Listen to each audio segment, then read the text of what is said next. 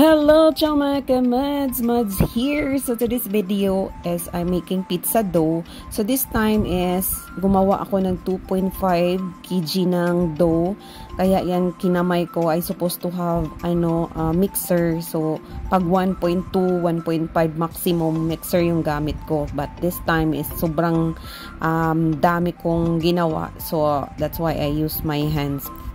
Pang-exercise ko din yan kasi ang laki ng braso ko. So, yan siya mga kamad. So, actually, pizza is most of the, sa amin, common na siya sa amin yung pizza. So, pag Italiano yung partner mo, Italian yung mga anak mo, palagi talaga yan sila kumakain ng pizza, pasta. So, ito is recipe ng aking husband na Italiano. So, tinuruan niya ako nito.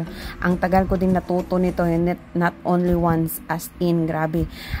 Din ako nito, try and error. Dami din try and error. So, this time, this is the perfect one. Kahit sirado ko yung mata ko, perfect na ako gumawa ng dough. So, yan siya mga kamads. Pag master ka na talagang gumawa ng dough, even na sobrahan mo siya sa tubig, ma-perfect mo yan siya using with your texture ba sa kamay mo, ma-feel mo yan sa kamay mo. Basta, if you're a pastry chef or marunong kang magawa ng dough, malalaman mo yan using your hands, ma-feel mo yan siya, basta only chef knows. So yan siya. So this time is gumagawa ako ng balls kasi it's only 10 grams, not 10 grams, it's 10 inches each pizza dough. So yan, ang hirap mag-Tagalog, no? So I try my best to speak Tagalog para din ng aking mga followers na Tagalog. So, ginatimbang ko talaga yan siya para perfect. Pareho sila ng sizes. Same sila mag-grow. Ayan ba, buragog ka ng imong kras sa una, pareho mo nag-grow.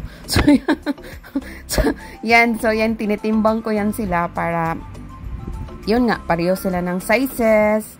Then, same din sila maluto. Ayan, even, ganyan. Yan yung ang technique. So, this technique, guys, is hindi ko to gawa-gawa lang. Ito talaga yung business ng husband ko before. So, mayroon siyang store. So, selling pizza, then fish and chips. So, ito is technique talaga to ng mga Italiano na, gipasa niya yan sa akin. So, fuhon or soon or in the future, sana all maging mayaman si Mads no nang dahil sa pizza. But not this time kasi hindi pa binigay ni Lord. Maybe soon or something kung willing talaga akong mag-open ng pizza store, why not? So, but before, way back 2010, 11, 12, at the time na tinuruan ako ni Mr. paano gumawa ng pizza, tapos nag-save din kami doon sa province namin sa Agusan del Sur. Gumagawa kami ng pizza, nagbenta kami ng pizza. So that time is mga 2010 to 12. So, nag-stop kami kasi nga focus sa mga anak namin. So, at least na turuan niya kung paano gumawa ng pizza. So, yan na siya. Pag-grow na siya. So, malalaman mo pag perfect yung dough mo kasi tumubo siya. Magtubo siya ba? Ganyan. Tama ba yung pagkatagalog ko? Ayan. Umulbo na siya. Parang boobs mo lang. So, yan siya. Yung isa is a bigger size. So, that's 12 inches and the rest is 10 inches. So, after that na magtubo na siya, lumaki na siya, gawin mo na yan siyang, i-flat mo na siya. So, yan, gawin mo flat, then ilagay mo sa tray. So, ganyan lang siya. So, before then, sa paggawa ko nito, paglagay ko dyan sa tray, nahihirapan talaga ako kasi gusto ko perfect talaga ba.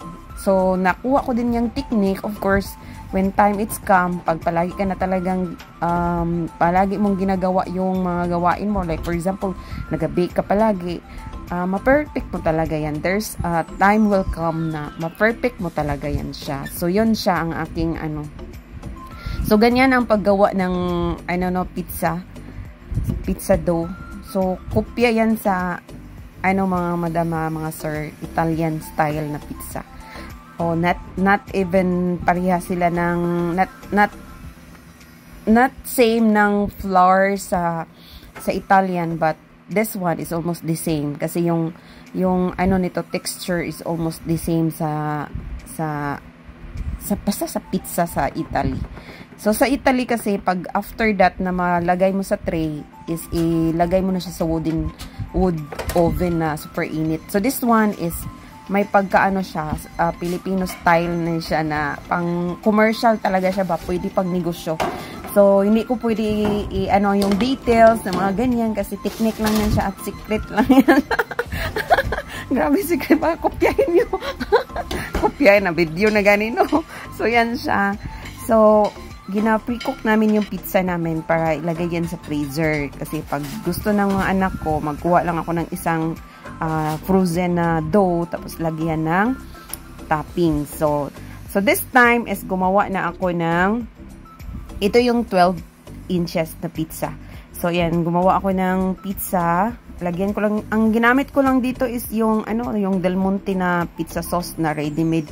But before, gumagawa talaga kami ng, ng homemade na sauce, pizza sauce na pang pizza talaga. But this time is, anak ko man lang ang magkain, hindi pang benta. So, yan, sometimes tinamad din si Mads magawa ng pizza sauce, no? So, yan siya. Yung cheese din pala na gamit ko dyan is, halo siya yung nabili ko na mura na cheese at saka mozzarella cheese. Nilagyan ko lang siya ng maraming mozzarella cheese. Tapos, yung Italian seasoning. Tapos, ham lang yung toppings ko this time. So, pang snack lang yan siya ng anak ko kasi si Ricardo balik dito sa kusina ko. Was thinking na lutuan ko siya ng pizza. So, after 8 minutes to 10 minutes, yan na yung ating pizza. So, yan siya, 12 inches pizza. So, snack ko yan siya. So, ganyan ka-perfect yung ating pizza. So, ayan, it's take time, years, and experimenting something para ma-perfect mo talaga ang perfect na pizza. So, this pizza, anyway, kahit mag-invest ako nito, hindi ako nito na walang magbili kasi tested ko na to na pizza. So, ayan, pizza na recipe ko is perfect na talaga to pang negosyo. So, that time, ginlagyan ko siya ng garlic, toasted garlic kasi gusto kong ma-feel yung garlic ba. So, yan, mostly is fresh garlic yung ko ba, tamad ako magdok-dok o garlic, no. So, yan.